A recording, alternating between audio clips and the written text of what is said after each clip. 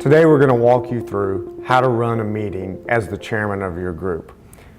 First, I always start with take your laminated agendas that are in your chapter binder and put one out for each member and all the guests within your room.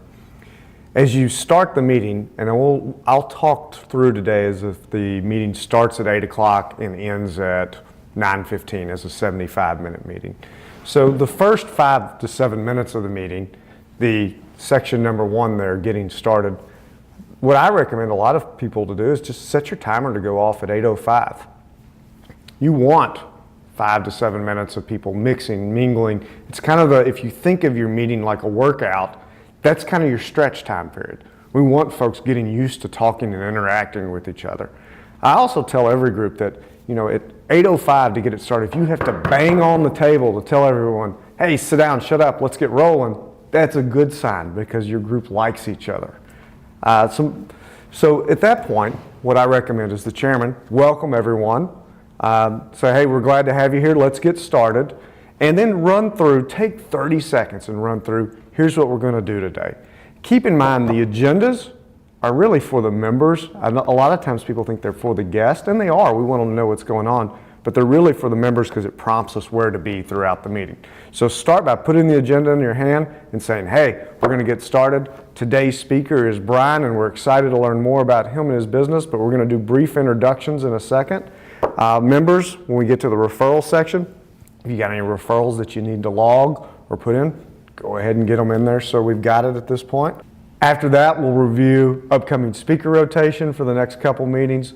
We've got an education spot that'll be done by your education coordinator. I typically like to say something like, and we're really looking forward to Adrian giving us a great education spot.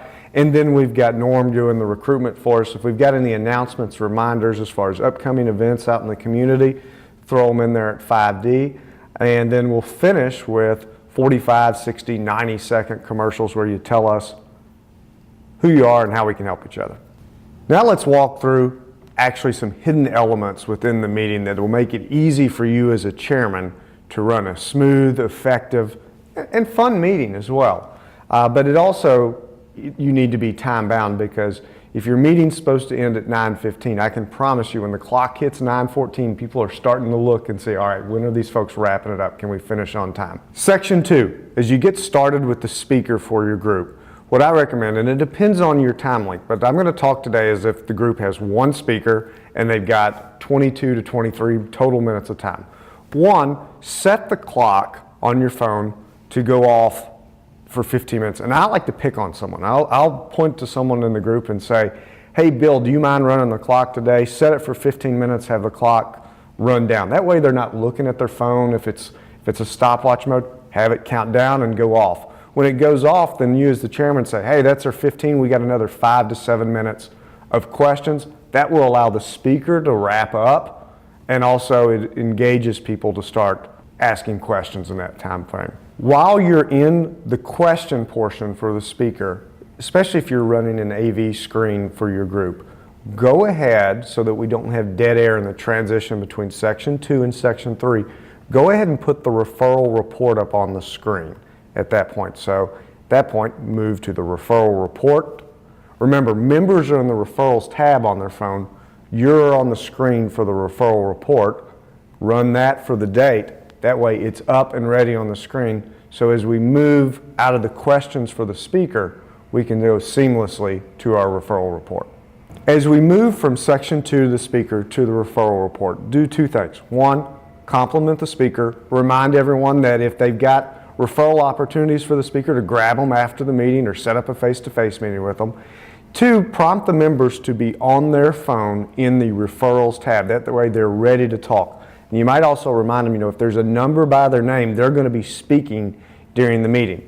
As we move to the referral report that's on the board, start with the sent column. In this instance, I would start with Courtney and say, hey, Courtney, you sent 1. Tell us about it. You may have to prompt members and remind them that the questions that we're really wanting you to answer are, how did you identify the referral opportunity? What did you say to bring it up in conversation? Think of it as the sender's going to talk for 30 to 35 seconds, probably in the warm-up, about how they identified it. They may even talk about themselves for a moment as well. And then how do we transition that referral opportunity? And the key is don't allow two-way conversations, because in this instance, if Courtney passed a referral to Chris, the two of them already know what's going on.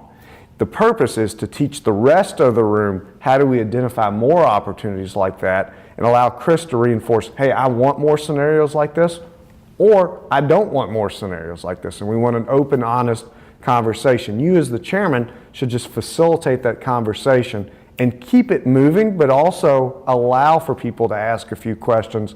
But keep in mind, you've got about 10 minutes in this section. So if you got 13 referrals like they do in the referral report for this group, you've probably got 45 seconds per referral. Some of them are going to take 20 seconds to talk about. Some of them might take 60 or 70. Just kind of manage your clock there. Section 4 of the meeting agenda is entering attendance, and that's a very quick line item. It should take 10 seconds. Go through, enter attendance, hit check users in. As we transition to 5A, that's a speaker rotation, you also find the upcoming speaker rotation in one of two spots. It's in the attendance tab because that's a quick move from attendance to speaker rotation. Those two things combined probably take 30 seconds overall. Then you transition into 5B to the education chair, where you say, and now we're going to pass it off to Adrian, who's got an education spot for us today. Run a clock on this. Give her 5 minutes. Typically she would speak for 3, and then at the end of it she's going to open it up for questions and takeaways. So I recommend our best groups will oftentimes, they'll run a clock there to just keep it from going too long in one direction or another. Obviously, if there's a lot of dialogue and it's very productive as a group, you as the chairman can extend a little bit of time there, recognizing that you're going to have to cut a little bit out of the recruitment section or the 60 or 90-second commercials to end the meeting. All of the content for our education spots comes off of one of two places. One, it either comes off articles that are on our blog, so you can see examples there of guest a member, the 9 steps that typically happen, or how to structure your 45, 60, or 90-second infomercial. Our goal is to give you, at all times, at least 35 to 40 articles that are available as education content on our site. The other place that you can access information for education content is our YouTube channel. And where you get that is on the site. From the top right corner, you just click on YouTube.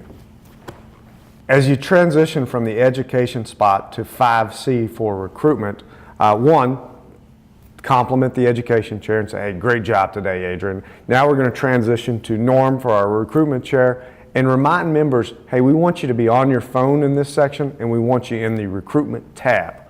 What Norm will do is he'll put up on the screen the active recruiting targets. And I recommend working it from the bottom up, and we'll start at the bottom and say, hey, Kevin's on the board. He's registered for the meeting on February 13th. Looking forward to having him. We've got a list in there that Paul would love to see more B2B reps for cable or phone companies.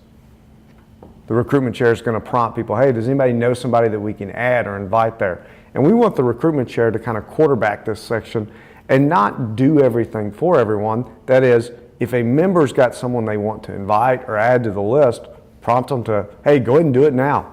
On your phone, just plug in a recruiting target. You don't have to list every field. All the fields aren't required. We can just list a profession or a name. But what that does is that allows us to not have stuff slip through the cracks. We don't forget stuff, and we just kind of create a do-it-now mindset there. Finishing up the meeting, section 6. I view this as you as the chairman, you're a quarterback, and you're walking into the line of scrimmage, and if there's 15 people in the room and it's 9 o'clock and our meeting ends at 9:15, we're going to say, all right, we're going to give everybody 60 seconds to go around the room. Always start with a member, and I'll pick one member where there's a bunch of members sitting in a row. That way we don't put a visitor on the spot. Pick someone to run the clock, have it count down. That way we can finish by 9:15. If you're running short on time and you get to that spot at, say, 9:05, you got 15 people in the room, maybe run 45 seconds. If you got a lot of time, you get there at 8:55, maybe you give people 75 or 90. Just pick it, do the math on it, and run with it so we can start and finish on time. But we don't want to shortchange folks there. And you may even remind folks when we set that up, tell us a story or scenario about how you've recently helped someone.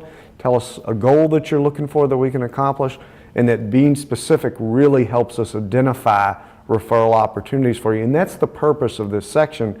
Is it's the last thing we do for a reason, and we do it last because if I hear someone walk through there and says, hey, I'm trying to get into HR department at UPS, and I've got a contact there, I can walk over to Brenda and say, hey Brenda, tell me about how and why you want to get in there. I've got a contact there, help me out and let me know, how do we maybe tee this up? What do we do to turn this from an idea into a potential referral opportunity?